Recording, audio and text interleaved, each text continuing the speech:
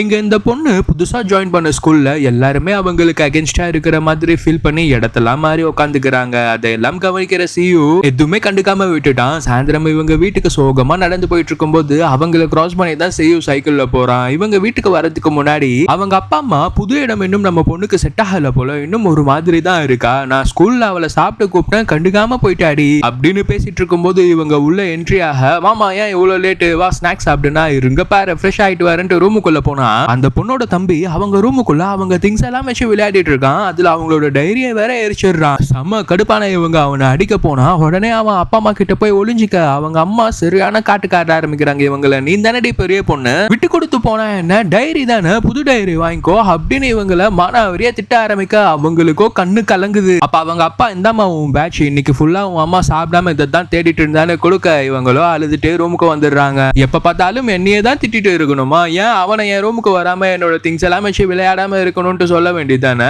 ஏன் எப்ப பார்த்தாலும் என்னையே கார்னர் பண்றாங்க, ஸ்கூல்ல தான் இப்படி பண்றாங்கன்னா வீட்லயும் இப்படியா அப்படின்னு அவங்க வீட்ல அழுது ஃபீல் பண்ணிட்டு இருக்க. இங்க சியோட வீட்ல வந்து பார்த்தா அவங்க அம்மா ஒரு டப்பால கேக்க கொடுத்து நாளைக்கு ஸ்கூல்ல அந்த பொண்ணு கிட்ட கொடுக்க சொல்லிடுறாங்க. இங்க அடுத்த நாள் காலையில இந்த பொண்ணு ஸ்கூல் கிளம்புறதுக்கு முன்னாடி அவங்க அம்மா அவங்க தம்பி கிட்ட ஒழுங்கு மரியாதையா அவங்க அக்கா கிட்ட சாரி கேள்றான்னு சொல்ல, அக்கா சாரி அக்கான்னா சரி சரி இனிமேல் என்னோட திங்ஸ் எல்லாம் தொடாதுன்ட்டு ஸ்கூலுக்கு வந்தா இங்க ஆரம்பத்திலேயே அவங்க டெஸ்க்மேட் மூஞ்ச காட்டுறான். அப்ப பக்கத்துல இருக்க பையன் இவன் எப்பயுமே இப்படிதான் சிடு மூஞ்ச, அவனை கண்டுக்காத, சரி சியூ நீ வரதுக்கு முன்னாடியே உன் டெஸ்க்ல ஏதோ ஒரு பாக்ஸ் வச்சுட்டு போனா என்னது எடு பாக்கலாம்னா இவங்க அவனுக்கு பதில் எதுவும் சொல்லாம நேரா அந்த பாக்ஸ் எடுத்துட்டு போய் சியூ கிட்டே கொடுத்து, இங்க பாரு வீட்டு விஷயத்தெல்லாம் ஸ்கூலுக்கு கொண்டு வராதுன்ட்டு கோவமா அந்த பாக்ஸ் அவன் டெஸ்க்லயே வச்சுட்டு இவங்க பிளேஸ்க்கு வந்து உட்காந்தா இந்த பையனும் அடடா நீங்க ஃப்ரெண்ட்ஸ் இல்ல நினைச்சேன், நீ என்னன்னா எனிமி மாதிரி கத்திட்டு வரேன்னு சொல்ல, ஆமாமா அவன் என்னோட ஃப்ரெண்ட் எல்லாம் கிடையாதுன்ட்டு இவங்க பென்சிலை எடுத்து ஷார்ப் பண்ணலான்னு பார்த்தா அவங்களோட டெஸ்க்மேட், ஹே பொண்ணு எங்க டெஸ்க்ல உட்காந்து எல்லாம் குப்பை போட்டுட்டு இருக்காது, ஒழுங்கா பின்னாடி போய் சீவிட்டு வந்துட்டு கிளாஸே கேட்கிற மாதிரி கத்த, அவங்களோ